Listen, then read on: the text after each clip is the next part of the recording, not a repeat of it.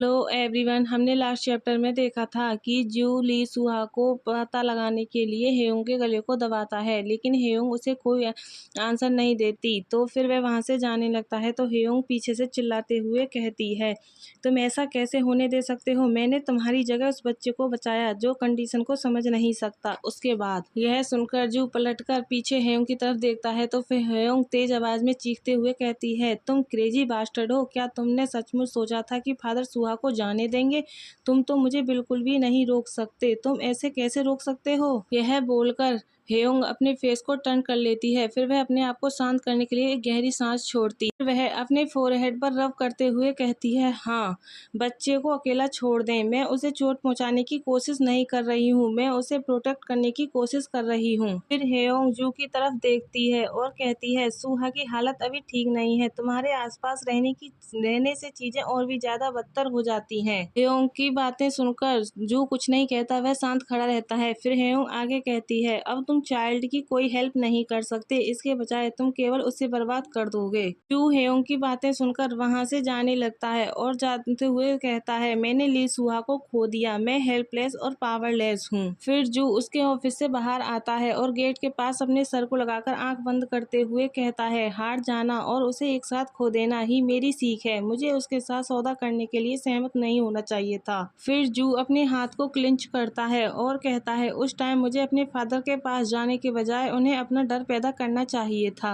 फिर जू अपनी आंखें खोलता है और घूरते हुए कहता है, उन्होंने जो किया उसके बदले में मैं उन्हें अपमानित करूंगा। फिर जू आगे कहता है, मैं उनका सब कुछ ले लूंगा, उन्हें कदम दर कदम रो दूंगा, उनका गला घोटूंगा और यह दोबारा पूछूंगा, ली सुहा कहाँ है? फिर सीन शिफ्ट होता है और हमें कंपनी का सीन दिखाया जाता है, जहाँ पर जू बताता है, मैं वर्क पर लौट आया और अपने फादर का लॉयल डॉग बन गया। मेरा असली उद्देश्य फादर को उखाड़ फेंकने के लिए उनकी पावर को यूज करना और शक करना था। फिर हमें जू को दिखाया जाता है जो डायरेक्टर बन गया होता है। फिर जू आगे बताता है, स्ट्रेटजी प्लानिंग ऑफिस का कंट्रोल लेने में 3 साल लग गए और जो हेडक्वार्टर के कंट्रोल के रूप में वर्क करता है। वह आगे कहता है, वह पहली बार था जब मैं अपने फादर और जू हेयोंग के अंडर वर्क कर रहा था। फिर हमें टीवी में न्यूज दिखाई जाती है जो जू हेवन के फादर के बारे में होती है। उसमें एंकर बोलता है, प्रतिनिधि चो ने प्रेसिडेंटल कैंडिडेट जियोंग चोक वन को कोरियाई ग्रुप के सीईओ जू जे मून से रिसीव्ड इलीगल पॉलिटिकल फंड्स का खुलासा किया। इस न्यूज को देखकर जू टीवी को बंद करते हुए सोचता है, प्लान्स के अनुसार ही न्यूज जारी किया गया। तभी वहां पर सेक्रेटरी आता है और जू से कहता है, हेडक्वार्टर को न्यूज के साथ क्या कार्रवाई करनी चाहिए? तो जू कहता है, हम कुछ नहीं कर सकते, हम जांच में पूरा कोऑपरेट करने को तैयार हैं। पर टावर प्रोजेक्ट जो मैंने कंसल्ट की थी पूरी तरह से कैंसिल कर दी जाएगी। फिर जू इस नखरे में स्माइल करता है और सोचता है, अगर ऐसा ही चलता रहा तो वह ओल्ड मैन जल्द ही कंपनी के सीईओ पोस्ट से हटा दिया जाएगा। फिर जू आगे कहता है, मेरा अपने फादर के साथ रिलेशन समाप्त हो गया, अब जू हेयोंग की बारी है। सीन शिफ्ट होता है और हमें हेयोंग का ऑफिस दिखाया जाता है, वह वर्क कर रही होती है। तभी सेक्रेटरी भागी हुई आती है और कहती है, डायरेक्टर अभी तुम्हारे हस्बैंड। फिर सेक्रेटरी हेयोंग को फोन में एक आर्टिकल दिखाती है जिसे देखकर हेयोंग फ्लिंच हो जाती है। उस आर्टिकल में लिखा हुआ होता है, कोरिया CNT के मैनेजिंग डायरेक्टर किम सोंग ह्यून पर सैकड़ों अरब डॉलर के गबन का आरोप लगाया गया है। फिर उसमें आगे लिखा हुआ होता है, कोरिया ग्रुप के सन इन लॉ और कोरिया CNT के मैनेजमेंट डायरेक्टर किम सोंग ह्यून ने कंपनी के शेयरों के माध्यम से 300 मिलियन वॉन से अधिक का गबन किया। गबन की बात की खुलासा एक इंटरनल एम्प्लॉय की टिप से हुआ। अपने हस्बैंड के बारे में यह सब पढ़कर हेयोंग गुस्से में टेबल पर पंच करती है और सोचती है, जू हेवन। फिर सीन शिफ्ट होता है और हमें जू के ऑफिस का सीन दिखाया जाता है, जहाँ पर उसकी नेम प्लेट को फेंकते हुए हेयोंग कहती है, बास्टर्ड तुम कितनी दूर को जाने को तैयार हो? तो जू कहता है, मैं पूछना चाहता हूँ कि तुम कब तक यह सब सहने को तैयार हो? फिर जू आगे कहता है, अगर जू हेयोंग बाहर जाना चाहती हैं तो मैं पूरी तरह से तैयार हूँ और यदि वह यहीं रुकना चाहती हैं तो हम सब कुछ कर सकते हैं। यह सुनकर हेयोंग कहती है, अगर तुमने सोचा है कि मैं सिर्फ इसलिए घुटने टेक दूंगी क्योंकि तुमने ऐसा किया तो तुम बिल्कुल गलत हो। हेयोंग आगे कहती है, इसलिए ऐसी गंदी चालों का प्रयोग ना करें और इस लड़ाई में एक्चुअल स्केल का यूज करें। यह सुनकर जू इस नखरे में हंसता है और कहता है, डर्टी ट्रिक्स यूज करना भी एक स्किल है। जू की बातों को सुनकर हेयोंग गुस्से में चिल्लाते हुए कहती है, जू हेवन। जू इरिटेट होते हुए अपनी चेयर को घुमाता है और कहता है, तुम्हें घुटनों के बल बैठे हुए देखने की मेरी कोई इच्छा नहीं है। मैं एक्चुअली में निराश हूँ। तुम जानती हो कि मैं क्या चाहता हूँ, फिर भी तुम बकवास कर रही हो। फिर वह हेयोंग की तरफ देखता है और कहता है, क्या तुम मेरे साथ बातचीत करना चाहती हो? तो यह सरल है, बस मुझे वही लाओ मैं जो चाहता हूँ। तो हेयोंग कहती है, चूंकि चीजें इस तरह हो गई हैं तो मैं इसे तुम्हें देना भी नहीं चाहती। यह सुनकर जू अपनी चेयर को घुमाता है और हेयोंग की तरफ बैक करते हुए कहता है, तब आई एम सॉरी, हमारा काम यही डन हो गया है, अपना ध्यान रखना। जू की बातों को सुनकर हेयोंग गहरी सांस छोड़ती है और अपने हाथों को फोल्ड करते हुए कहती है, अब मुझे समझ आ गया कि फादर सुहा को यूज क्यों करना चाहते थे। तुम मत भूलो कि वह मेरी देखभाल में है। यह सुनकर जू अपने हाथ को ऊपर करता है और कहता है, मेरे हाथ में एक कंपनी है जिसका मालिक बनने के लिए जू हेयोंग मर रही है। अगर मुझे वह नहीं मिल पाता है तो मैं चाहता हूँ कि तो वही बात तुम्हारे लिए भी लागू होती है। हेयोंग कहती है, तुम बहुत एक्साइटेड लग रहे हो, क्या यह तुम्हारे लिए फन है? तो जू कहता है, अच्छा, एक तरह का। यदि तुम दोबारा बात करना चाहती हो तो मुझे वह लाएं जो मैं चाहता हूँ। फिर जू हेयोंग की तरफ देखता है और कहता है, जब तुम ऐसा करोगी तो मैं सुनूंगा। यह सुनकर हेयोंग टर्न होती है और वहां से जाते हुए कहती है, मेरे साथ एक अजीब विश की तरह ट्रीट मत करो, मैं कभी असफल नहीं होती। तो जू कहता है, ग्रेट, तुम जो चाहो करो, क्या किसी चुनौती का अनुभव करना मजेदार नहीं है? फिर सीन शिफ्ट होता है और हमें दिखाया जाता है कि जू कोई वर्क कर रहा होता है, तभी उसके लैपटॉप पर एक मैसेज आता है। इसमें जू के बारे में लिखा हुआ होता है, बिजनेस वर्ल्ड की टॉप 5 कंपनियों में से उत्तराधिकारी का ड्रग्स यूज एवं वुमेन से जुड़ा एक कंट्रोवर्शियल पास्ट रहा है। इस आर्टिकल को देखकर जू हंसता है और सोचता है, क्या वह इस कचरे के साथ मेरा सामना करने जा रही है? क्या मजाक है। यह सोचकर वह जू हेयोंग को फोन करता है और उससे कहता है, इस तरह की गॉसिप के बजाय डायरेक्टर जू हेयोंग से जुड़े बायोलॉजिक अकाउंट फंड के इन्वॉल्व्स के बारे में क्या ख्याल है? क्या इससे हेडलाइन नहीं बनेगी? यह सुनकर जू हेयोंग शॉक्ड हो जाती है। जब हेयोंग का कोई रिप्लाई नहीं आता तो उसके रिप्लाई के वेट में जू अपने फोन पर टैप टैप करने लगता है। तभी हेयोंग कहती है, तुम्हारा बेटा, क्या तुम उसे देखना नहीं चाहते?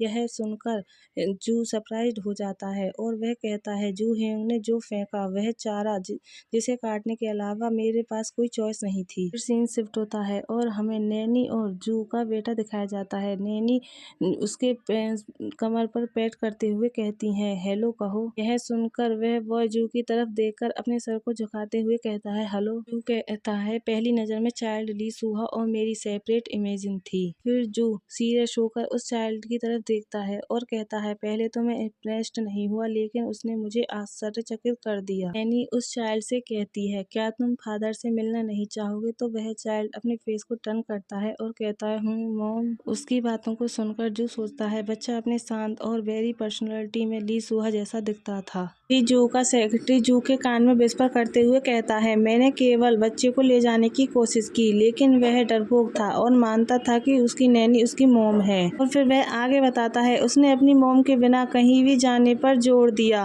यह सुनकर जू उसकी तरफ देखता है और सोचता है, मैं उसे तुरंत नहीं हटा सकता, तब उसका यूज करना ही एकमात्र चॉइस है। फिर जू नैनी से कहता है, मैं बच्चे को ले आऊंगा, तुम आसपास जगह ढूंढ लेना, मैं तुम्हें उसकी नैनी के रूप में काम पर रखूंगा। यह सुनकर नैनी स्माइल करते हुए हाँ में सिर हिलाती है। फिर सीन शिफ्ट होता है और जू के घर का सीन दिखाया जाता है। जू उस चाइल्ड से कहता है, मैंने घर में प्रवेश करने से पहले दिन ही बच्चे को स्ट्रिक्ट वार्निंग दी। बच्चा डर की वजह से नैनी के कपड़ों को पकड़कर खड़ा हुआ होता है। जू उससे कहता है, तुम्हारे द्वारा कुछ भी किया जा सकता है, लेकिन अब से तुम किसी को भी मॉम नहीं कह सकते, क्या तुम समझ रहे हो? यह सुनकर चाइल्ड डरते हुए हाँ में सिर हिलाता है। फिर जू कहता है, एक बच्चे के साथ रहना ठीक था, प्रॉब्लम नैनी थी। फिर हमें दिखाया जाता है कि जू सो रहा होता है और नैनी उसे हिलाते हुए कहती है, डायरेक्टर प्लीज उठें, ब्रेकफास्ट करें। यह सुनकर जू उठता है और गुस्से में उसके हाथ को दूर करते हुए कहता है, मैं किसी ऐसी चीज को कैसे इन्फेक्ट कर सकता हूँ जो कंट्रोल में थी ही नहीं। यह सुनकर नैनी डर जाती है और वह डरते हुए कहती है, आई एम सॉरी, मैं बस तुम्हारे लिए कुछ खाना बनाना चाहती थी क्योंकि यह वीकेंड है। यह सुनकर जू गुस्से में कहता है, अपनी जगह जाने और लाइन पार न करें, इस तरह मैं तुम्हें ठीक से ट्रीट कर सकूंगा। यह बोलकर जू खड़ा होता है और नैनी को क्रॉस करके जाने लगता है और नैनी की आंखों में आंसू होते हैं। जू कहता है यह अनोइंग है कि वह इस बारे में बात करती है कि उसने उसे कैसे पाला और बच्चे की मदर बनने की कोशिश करती है, लेकिन वह एक वाइफ की तरह भी एक्ट करती है। जू आगे कहता है मुझे उस वुमेन को अपनी लाइफ से पूरी तरह से मुक्त करने की जरूरत महसूस हुई। मैं अगले दिन तुरंत एक नए घर की तलाश शुरू कर दी। हमें जू को एक नए घर पर दिखाया जाता है जिसका गेट खोलते हुए सेक्रेटरी कहता है प्लीज अंदर आएं। जू बताता है जैसे ही मैंने घरों के चारों तरफ देखा मुझे केवल एक ही लुई सुहा के विचार आए। जू को महसूस होता है जैसे ली सुहा सोफा पर बैठकर टीवी देख रहा है और डिनर कर रहा है या फिर अपने कपड़ों को फोल्ड कर रहा है। जू कहता है यह एक ऐसा घर है जहाँ मुझे आशा है कि मैं उसके साथ रह सकूंगा। मुझे आशा है कि तुम इसे पसंद करोगे। को उस घर में ऐसा फील होता है जैसे ली सुहा उसके सामने खड़ा है और उसे पकड़ रहा है। वहाँ पर सेक्रेटरी आता है और कहता है क्या तुम और देखना चाहते हो? जू उसकी तरफ देखते हुए कहता है नहीं बस काफी है। क्या चाइल्ड अभी भी जिद्दी है और नैनी से अलग होने से इनकार कर रहा है? सेक्रेटरी कहता है हाँ। तो जू सेक्रेटरी से कहता है सबसे पहले बच्चे को मेरे पुराने अपार्टमेंट में छोड़ दो जहाँ मैं रह रहा करता था। मैं अकेला बाहर निकलूंगा। वह आगे कहता है फिर बच्चे को एक डे केयर सेंटर में रखें और नैनी के साथ बिताए जाने वाले टाइम को कम करें। धीरे धीरे उन्हें अलग करें। सीन शिफ्ट होता है और जू घर के बाहर निकलता है और एक गहरी सांस छोड़कर कहता है अभी तक ली सुहा का ठिकाना अननोन है। यह सीन यहीं कट होता है। फिर हमें जू के फादर का घर दिखाया जाता है। जू अपने फादर से कहता है क्योंकि फादर किसी बड़े मामले में फंस गए हैं इसलिए मैंने सोचा कि तुम थोड़ी देर के लिए शांत हो जाओगे। मैंने सुना है कि तुम सिस्टर के बिजनेस का फाइनेंस कर रहे हो थे। जू स्माइल करते हुए कहता है कितनी शर्म की बात है। मुझे डर है कि यह 8 ईयर प्रोजेक्ट अपने फाइनल स्टेप में फेल हो जाएगा। जू हेयोंग ऑफ कोर्स फेल होगी।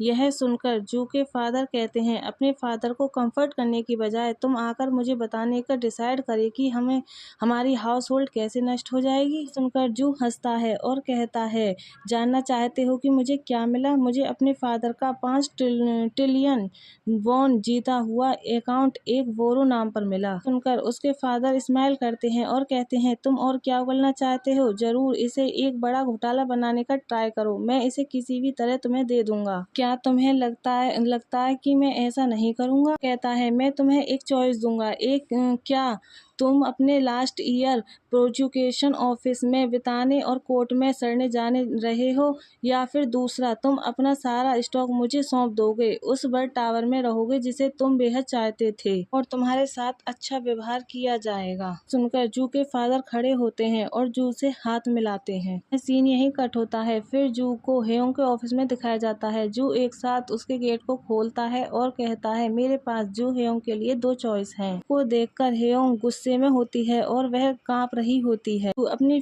दो फिंगर हेयोंग की तरफ करते हुए कहता है एक यह कि तुम्हारे पास जो कुछ भी है वह होपलेस रूप से छीन लिया गया है और डिस्ट्रॉय कर दिया गया है, और दूसरा अब तक तुमने जो कुछ भी बनाया है उसकी रक्षा करना। यह सुनकर हेयोंग गुस्से में अपने दांतों को पीसती है और जू की तरफ देखती है। जू अपने हाथ को फोल्ड करते हुए कहता है मैं 2 बार पूछने नहीं जा रहा हूँ। उनको शांत देखकर जू गुस्से में हेयोंग की टेबल पर जोर से हाथ पंच करता है और गुस्से में कहता है ली सुहा कहाँ है? जू कहता है 4 साल। मैं 4 साल से वेट कर रहा हूँ। गाइस हमारा चैप्टर यहीं लास्ट होता है। आई होप आप सब लोगों को पसंद आया होगा। पसंद आया हो तो लाइक सब्सक्राइब कमेंट करें।